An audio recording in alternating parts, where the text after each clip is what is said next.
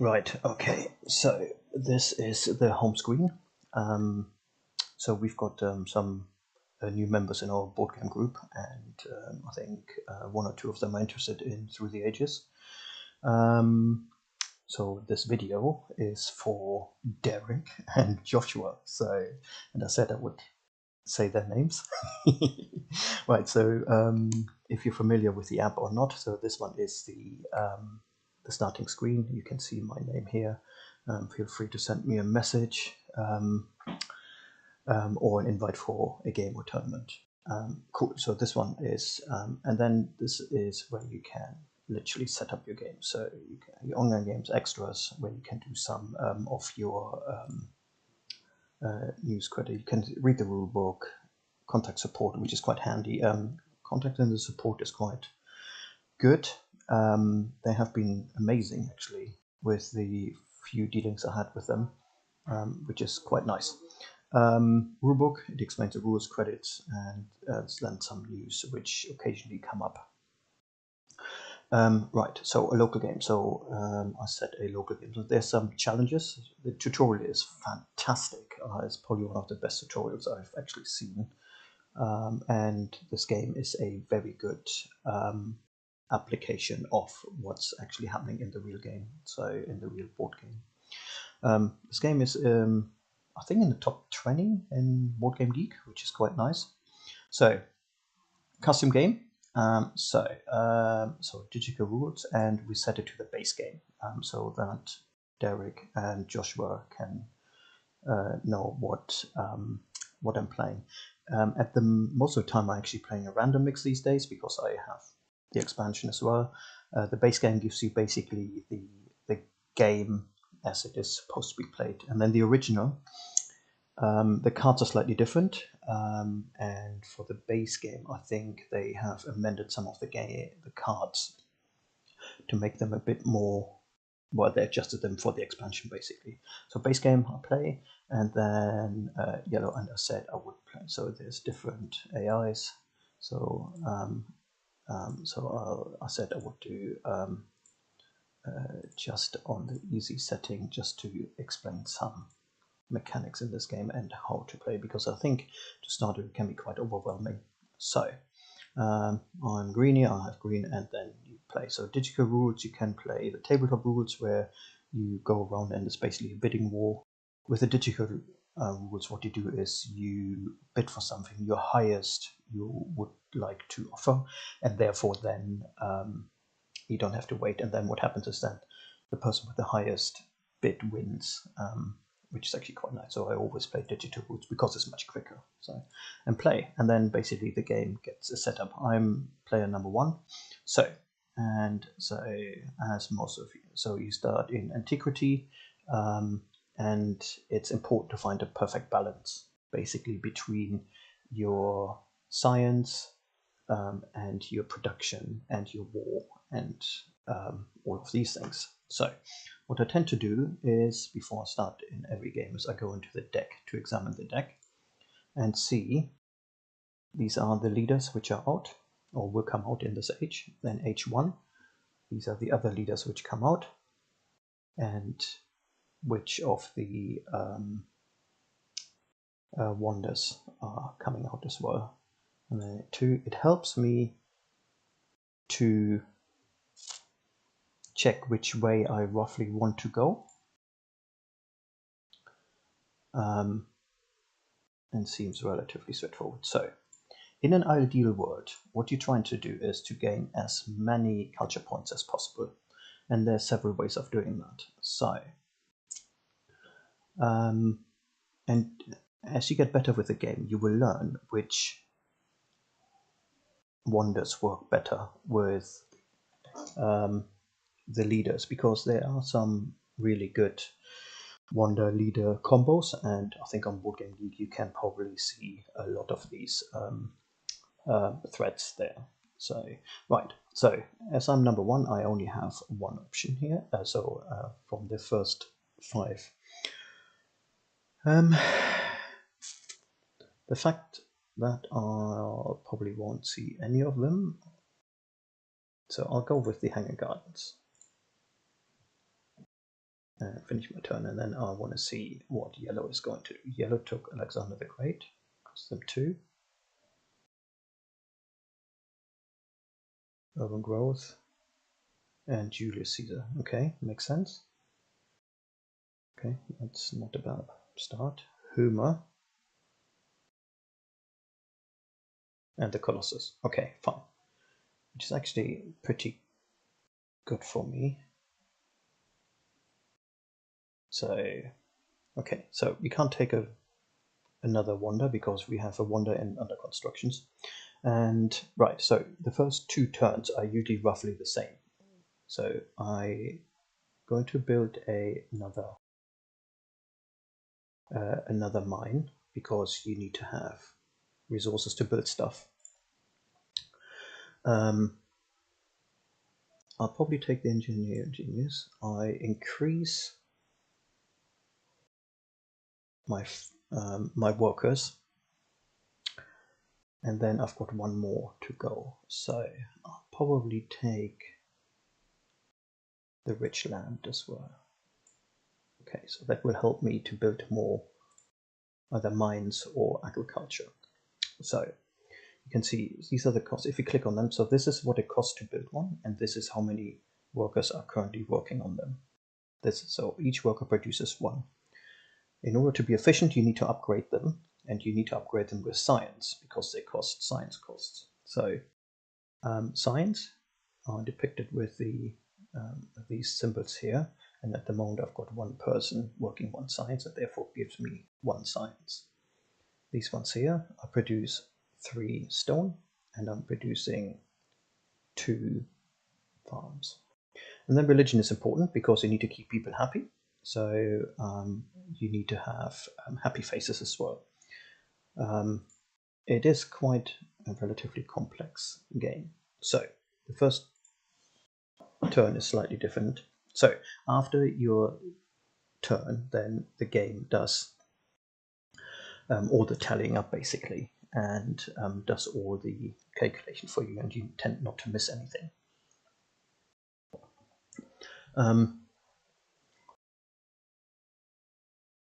The easy AIs tend to make some really weird and random decisions sometimes, which is really interesting, and probably reflects how not so experienced players would probably play. So, okay, so which means I'll probably get Hammurabi, who's not a bad leader.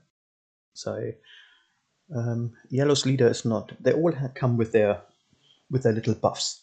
Okay, so politics phase. So this is the first time in your 3rd turn that you can potentially play a politics card. A politics card is a card you play, and you get a point or 2 points or 3 points depending which age you play them. So you click on it, and what you can. So if I would seed this, it goes into this bit here and reveals a current event deck. Each civilization immediately scores culture equal to the amount of culture it's producing. So when this one with this, so this is a card you would seed now for which will happen in the future. So you've got a current event deck, which is antiquity, and they're always positive, so always good buffs. And the amount of antiquity cards or to start with in the game, depending on the amount of players you're playing with. So 6 is the maximum because you play with 4, but I think with 2 players there's 4 in there also. So yeah, so that would give me 1 point, and this is a buff which is good for everybody, I guess. So everybody would get culture. So prepare this event and you score 1 point because it's a level 1 card. So play this, and then it reveals a current event. So all civilization on your turn, you may either increase your popularity or build a farm, mine, or urban building, or develop a turn. This will cost you idea. So and then normally it gives me now some options what I would like to do. So we could build an age for a reduced cost. Whichever floats your boat, you can choose, or you can do nothing. So I'll probably play this one. So which means that my worker is gone and I have got no 2, and you can see I've got 2. So now it's the normal phase where you do your civil actions. So I increase my worker pool, so the worker pool comes on, and you can see I've got no happy face. So, but because I have uncovered this, I need to produce some happy faces. But as long as it's not angry, like if I would pull this away, it goes angry, that is not a good thing. So as long as you have unhappy faces, then that's fine, as long as you've got idle workers in your worker pool, because they would cover this. If you take them away, and then you go into, you don't want that. You don't, at the end of the turn, you don't want any angry faces, okay? So what we then also do is we take Hammurabi. So, and if you click on him, it says here, you may use one of your military actions as one of your civil actions. So, so I'll probably do that. So, because what it did, you can always take them. So, build 1 statue of your wonder and pay 2 less, and you can do that straight away. So you click on it and you build a wonder there. And then what we also need to do is we need to, so that would be normally our actions done. However, because of Hammurabi, we can use one of the red actions, which is normally reserved for military. We can use it. And therefore, we probably go with this one. So I can't take another leader because I've got a leader already from this age. I could take Theocracy, I could have taken that, but what I want to do is I want to use these cards to upgrade my buildings. Okay, so I end my turn, and then go from there and see what the other players are doing. So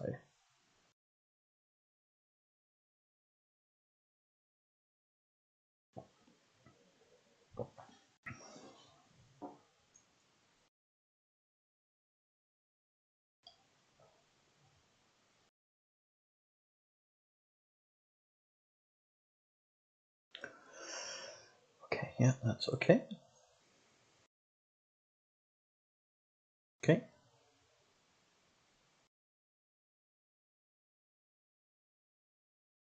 Okay.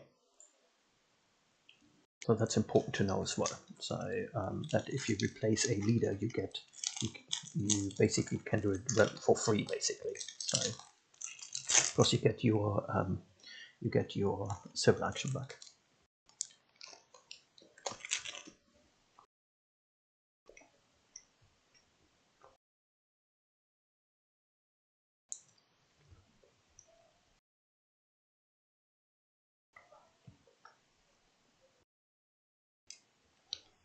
Right.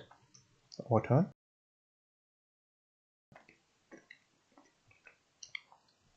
Got some stone here. Do we want to play this? We could. Bearing in mind that when H1 ones come out, they're not always good. I had 2 good ones so far, which helps everybody, but there are some meaner ones, or meanish ones, which you will see later. And some of them are based on the strength of your civilization. So I'm the lowest rated at the moment in terms of strength. So so it's worth keeping an eye on that. So I'll still play this. Okay, so we have a choice to make. Either we gain some ore or we can gain some wheat. So ore is always good.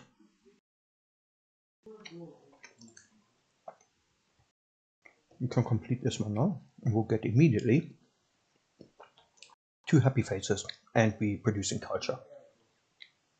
So do that. As you can see, the 2 happy faces. And also, when completed, we gained some wheat. So we produce another one. Can't produce another one because we only got 2. So we probably should take the knight. Feels like that's a very good idea. And then I think we should probably... What should we do?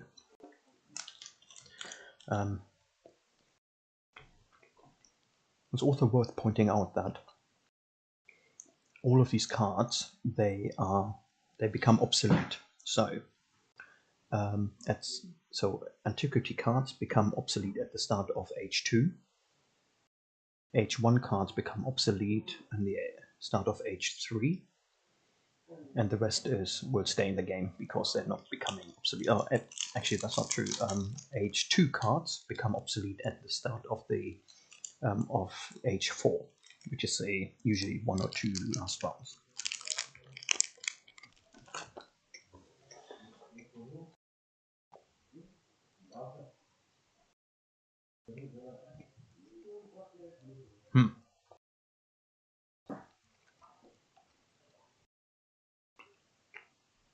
I don't know.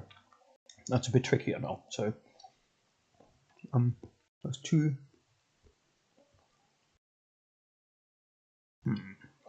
Okay, we're probably better not too far behind.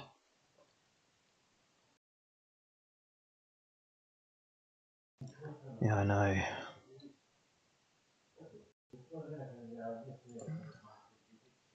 Should we do it? Yeah, let's get another card.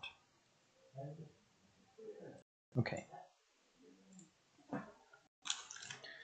Alright, so maximum hand size is the amount of cards you can hold in your hands is as many civil actions you have. So yellow, for example, has 5 civil actions, so therefore can hold up to 5 cards in my hand.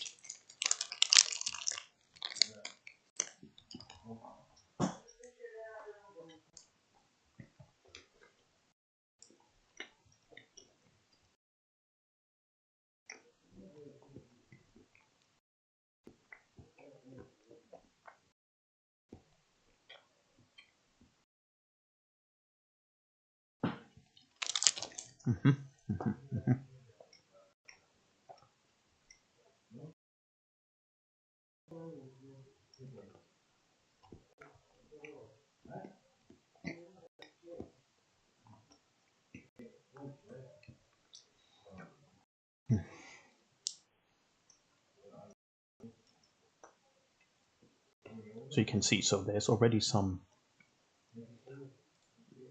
So this one is printing press, and as you can see, they're producing. They cost 3, but they're producing a steady income and a steady science. So I think blue done something very similar. So we're not the lowest rated in terms of military, because if there's a tie, it's the person who is whose turn it is, or whose turn Nexus is, or whose turn it is currently, is then the winner. So in this case, red would actually be the lowest rated in terms of military strength.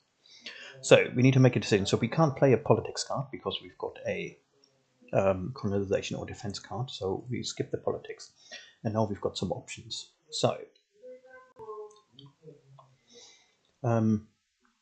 we can't take another card really from the card roll because our hand limit is 4, and we've got 4 cards in our hand.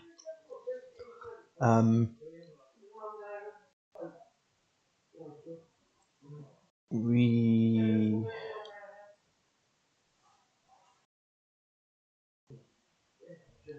could take the Basilica. It's quite expensive, but it doubles all your happy faces, and it gives you 2. And also, it's one of the if you want to go for a specific strategy, St. Peter's Basilica is not a bad choice, actually. So, because it works really well with Michelangelo, for example, who is a leader which is coming out at some point. So let's take this one. Cost 8. So we could build 1. And then what we probably should do is, so we haven't really talked about these ones here. So these ones are at the end of your turn, if this one is not covered, you will actually have to pay corruption, basically. So it clips on here. So the more you uncover, and the more is uncovered at the end of your turn, the more you have to pay corruption. And it's the same with the food consumption. The more workers you're using, the more food you have to pay. And you have to make sure that you have enough sufficient production going. So So for example, to show you, so if I place a worker on here, let's say on this one, I've got the option I can use one of my, or I can use 3, and the difference is vast. So you can, if I click it on here, it covers this, and I haven't used any of my cards. If I go back and then do the same again, I can use less material. Or, however, at the moment, I'm producing not really. I have to pay corruption basically. So luckily, I've got another turn, so I would be able to do this, and then it would be covered. So it's all about how you want to do your turn. You want religion, because it gives you steady income of culture points, and it gives you a happy face as well, which potentially again would work quite well with your St. Peter's Basilica. So yeah. So we'll probably do that. So we've got 3, 3, so that covers the 6 potentially, which we're going to need here. Yep, let's play that. I think that sounds good. Okay, so fighting band. Yeah, so that's one of these cards from here, which I didn't have any yet. They took iron, that makes sense, because you want to, ideally, you want to upgrade all of them so that you're producing more iron, as you can see here. So red's turn now. On your turn, you may build a warrior unit for free. So if you have an item, so when it's our turn, we get the option of doing that. They opted not to do that. Okay. Took monarchy. Solid. Again, I would have probably taken like irrigation or drama. Okay, so this is the last card of this age. Okay. Okay, so that's cool. Swordsman. Yeah. Okay, so that's an upgrade from here, and this. So yeah.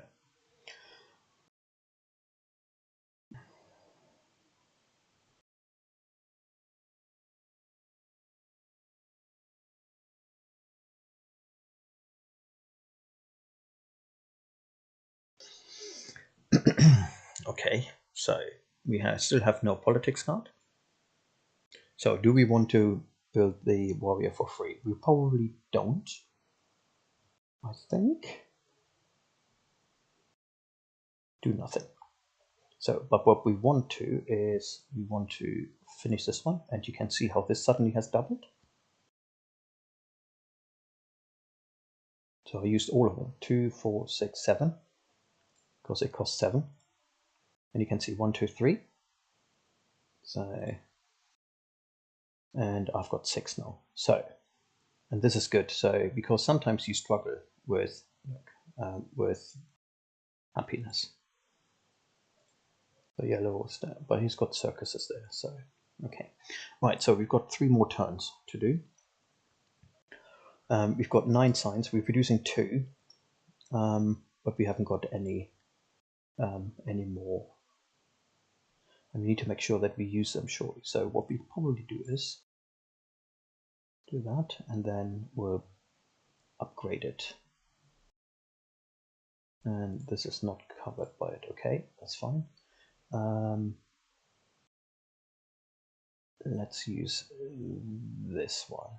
Okay, so I've got most things covered. We need to make sure that we don't lose them at the end of the. So that's one thing to think about. It might bite me back. Yeah, okay, we'll have a look. I think the next round, what we need to do is we need to probably. Oh, okay, that's a perfect card. Okay, we need to probably develop knights. Is it knights? Well, not knights, but cavalry. And then we're doing okay with our, so especially because we're falling behind a little bit. Okay, so this is the right. So worthy territory. So this is what's on offer. So you get 6 ore, or stone, you get 3 blue tokens as well, which go here. So you need to bid for it now, and that depending on your military. So what we could try is we could try to get it. It's unlikely, but let's see. So we go for 1, cost of 1 unit, and then you can do these ones, and they count the bottom part of the card. And let's see, and so 2 is the max we go. Let's see what happens. Yeah, and yellow is winning that. Yeah, okay, fair enough. Okay, and then this is what they sent. Problem now is that it leaves them open to some aggression, potentially by blue. And yeah, so we'll see. So blue is kind. Okay, so this is the card we played earlier. Okay. So yeah, I took monarchy as well. So we're doing okay at the moment, actually.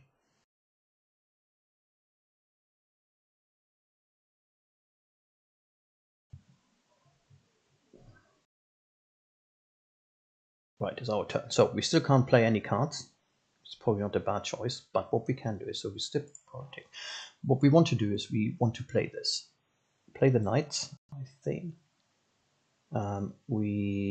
They cost 3. So we've got two warriors, and then we can play this one. This gives us 3 on top. So we've got 4 plus another 3 is 7. So now suddenly we're much happier. We probably could do this.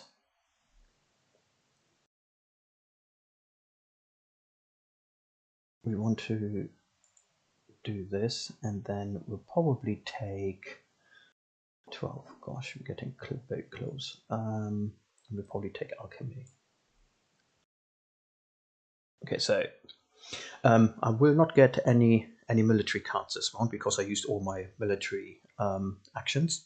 You get as many cards at the end of the round as many military actions you have left, up to the maximum of 3. 3 is the maximum you can get. It doesn't matter how many military actions you have. You can have 20, you still get only 3.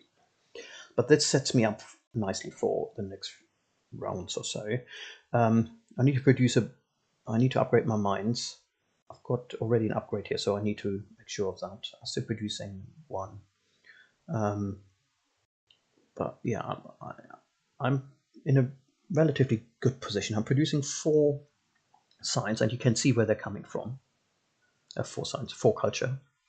And yeah, see how it goes. So I'll press and see how it goes. So iron is coming out, that's handy.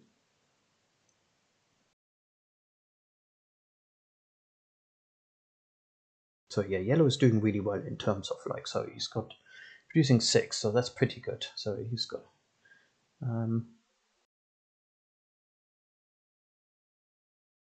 okay, so another bid. So should we bid for it? We probably should actually, because it gives us 2 more and we get 1 into the worker pool. So let's see what happens. We bid this one and this. Bid up to 3. Yeah, let's do that. Red is winning that. Okay, fine. I could have gone a bit more aggressive. Depend how much you really want it.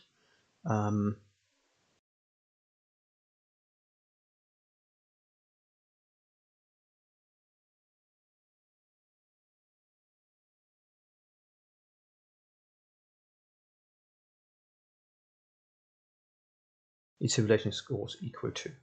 So we're producing 4 at the moment, hence we scored 4. Red is scoring 5. So red is steaming ahead there.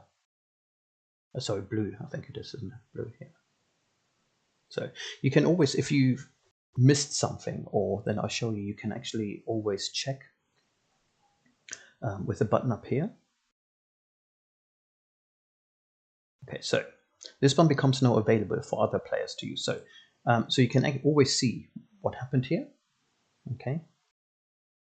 So, or if you click on this one here, you can see basic production, what's going on. You can see it all in one go. So red is, yeah. So, so red is steaming ahead.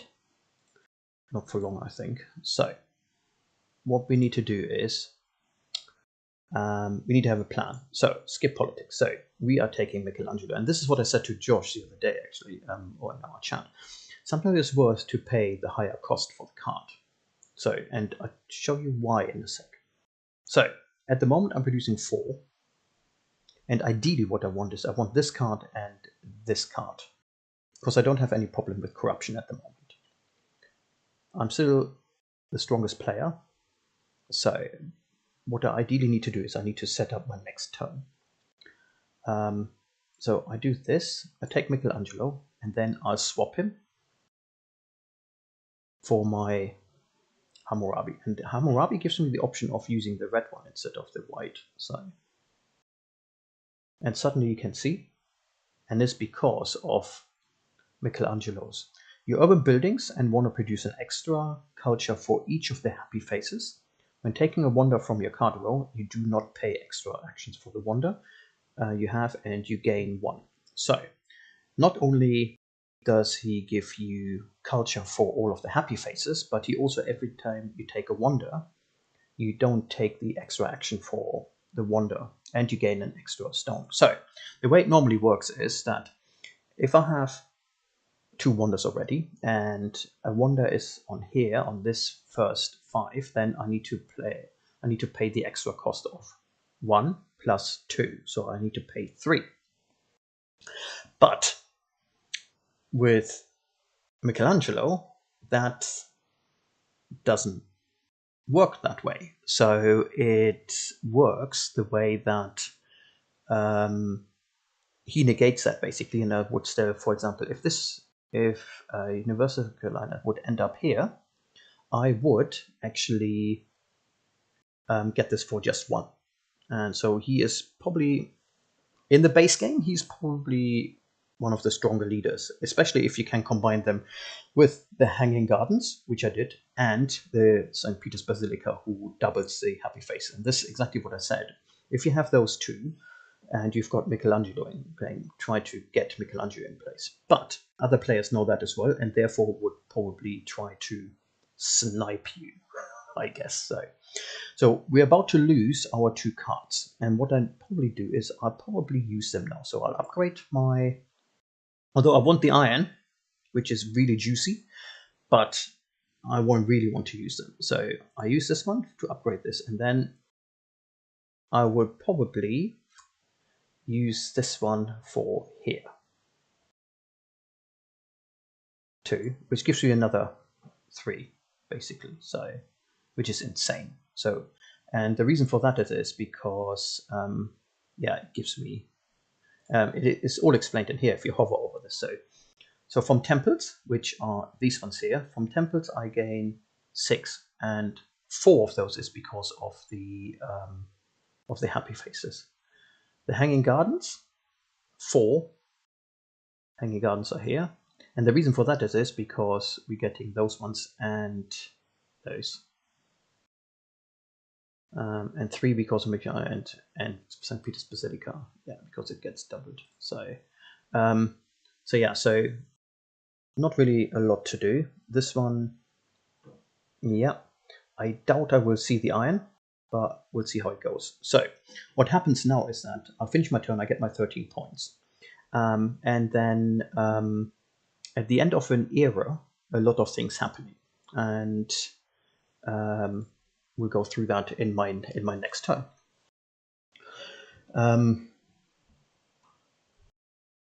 Okay, so this is worth bidding for. So we're getting some. Let's bid.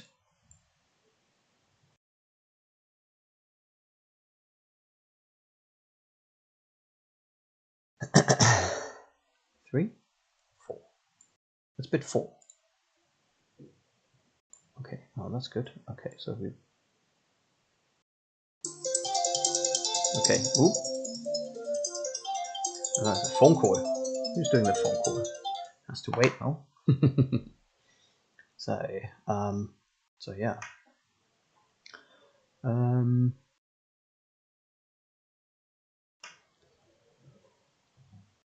Oh yeah, so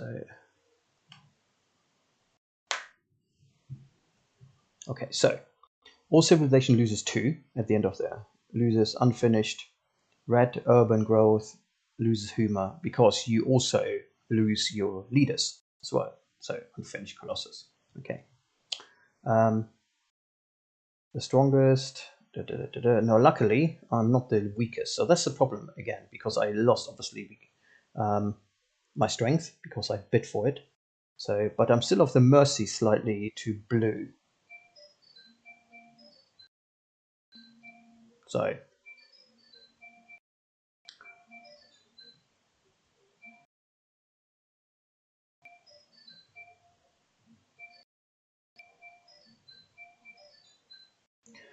all civilization on your turn lose 1 point. You see, this is one of the worst of the not so great ones. And look at this. Okay, right. It looks like I have to answer the phone quickly, so I will probably stop the stream for a moment and pick it up shortly.